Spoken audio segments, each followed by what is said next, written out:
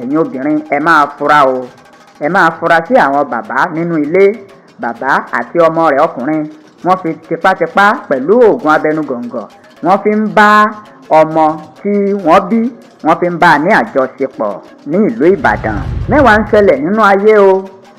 Bàbá àti ọmọ rẹ̀ ọkùnrin wọ́n fi tipátipá bá ọmọ bíbí inú wọn sùn, ìyẹn ọmọ bàbá àti àbúrò ọmọ bàbá lọ́kùnrin.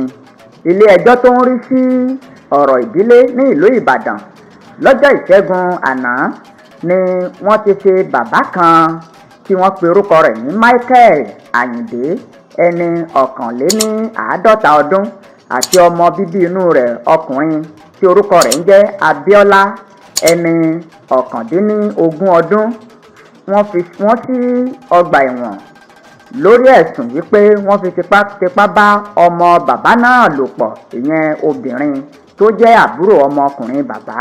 Adájọ́ ilé ẹjọ́ májísírèètì Mrs. Oògùn òun ló kọ̀ láti gba ìṣèpẹ̀ bàbá náà tó sì yarí kanlẹ̀ wípé àfi dandan kí wọ́n fi bàbá àti ọmọ rẹ̀ tí wọ́n fi ẹ̀sùn ìbáraẹnilòpọ̀ lọ́nà àìtọ́ yìí tí wọ́n fi kàn kí wọ́n fi wọ́n sí ọgbà ẹ̀wọ̀n tó wà ní Abolongo ní ìlú Ọ̀yọ́.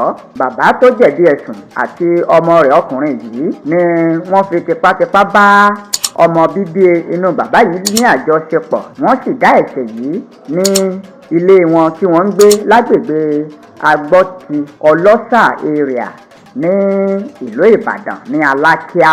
Adájọ́ Ògúnkànbí ó sọ báyìí wípé fífi bàbá náà sí ọgbà àtúnbí àti ọmọ rẹ̀ ni yóò ní í ṣe pẹ̀lú kí àwọn ó lè gbọ́ títí àwọn tí wọ́n ó gba àwọn nímọ̀ràn nípa ọ̀rọ̀ yìí, pàápàá jùlọ iléeṣẹ́ tó ń rí sí ọ̀rọ̀ àwọn ènìyàn ní àárín ìlú, ìyẹn Ọ̀yọ́ State Directorate of Public Prosecution. Adájọ́ náà wá sún ìgbẹ́jọ́ sí ọjọ́ 21 oṣù kejì ọdún tí a wà yìí.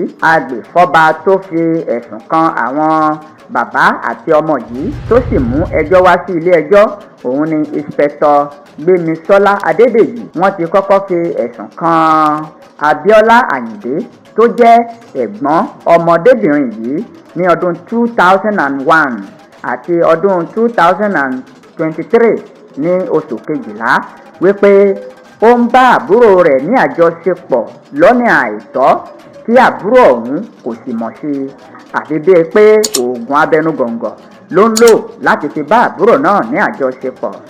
Adédèjì ó sọ fún ilé ẹjọ́ wípé ọmọdékùnrin yìí ó fún àbúrò rẹ̀ lóyún tí àbúrò kò sì mọ̀ wípé ó ń bá òun sùn.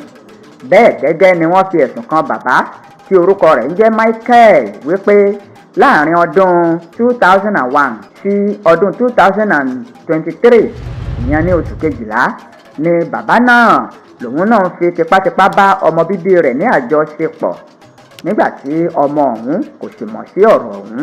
Ẹ̀yin obìnrin ẹ máa fura o, ẹ máa fura sí àwọn bàbá nínú ilé.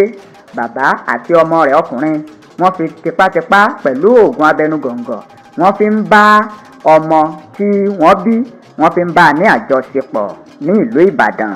Ẹ jọ̀ọ́ ẹ bá subscribe Pẹlú ẹ bá subscribe.